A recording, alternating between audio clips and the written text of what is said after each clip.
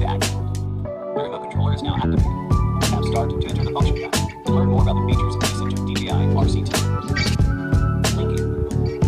The remote controller is already linked to the aircraft and is purchased together as part of the combo, and they can be directly used for powering on and activating the remote controller and aircraft. Linking is required. Follow the steps to link the remote controller and the aircraft.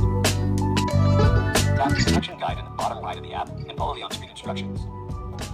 When the remote controller beeps, and the status LED blinks blue, indicating that the remote controller is ready for linking.